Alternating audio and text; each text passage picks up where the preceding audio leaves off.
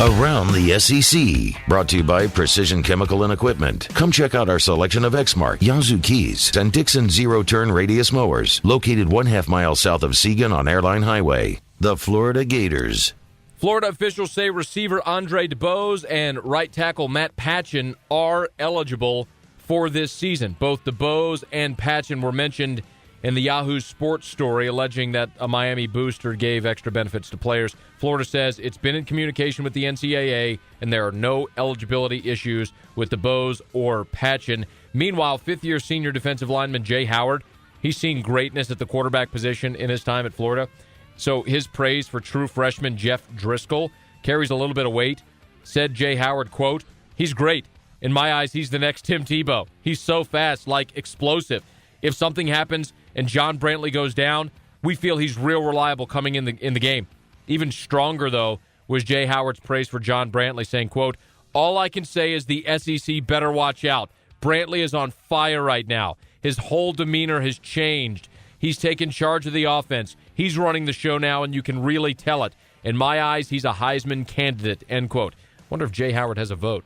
The Alabama Crimson Tide. Four-star cornerback Geno Smith was going to play for either Alabama or Auburn. The nation's number 2 cornerback, number 31 overall prospect, said yesterday he chose Nick Saban and the Crimson Tide. Big reason why is because of Saban's history of success developing defensive backs. He's 5'11", 170 pounds, the number 3 prospect in the state of Georgia and the state's top cornerback. Meanwhile, in Tuscaloosa, two-a-days are over for the Alabama football team. Still no wide receiver Deron Carter. The JUCO transfer watch continues. It's like Panda Watch. JUCO transfer watch. Also, junior defensive end Damian Square recovering from a poke in the eye that he suffered earlier this week. Alabama practices today and tomorrow at 2:30. Then its second and final scrimmage of the preseason Saturday in Bryant-Denny Stadium.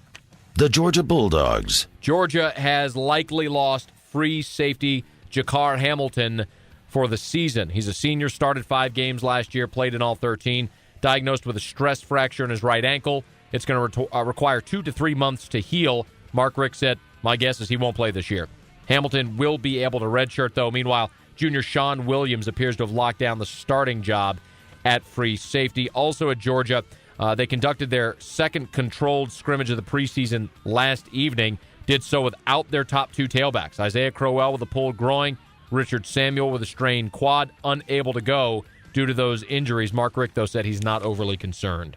The Auburn Tigers. This is certainly good news for Auburn. Their 1,000-yard rusher returned to practice Wednesday night after missing more than a week with an undisclosed injury. Gene Chizik said Mike Dyer was back, but, quote, "He's got to get in shape, but he practiced hard tonight. He ran hard. I thought he practiced well." So Gene Chizik gets his number 1 tailback back, but said he still hasn't decided on his number 1 quarterback. Barrett Trotter, Clint Mosley, Kyle Frazier all remain in the race.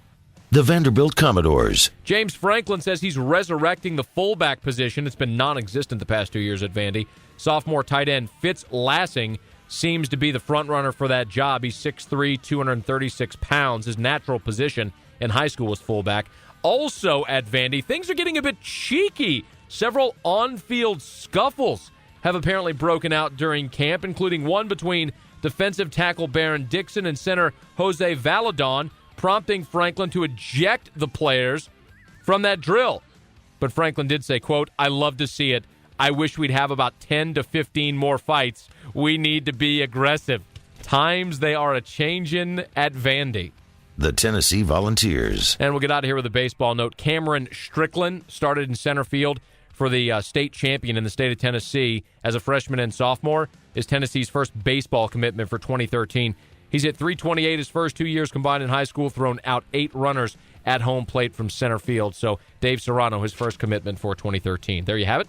That is Around the SEC.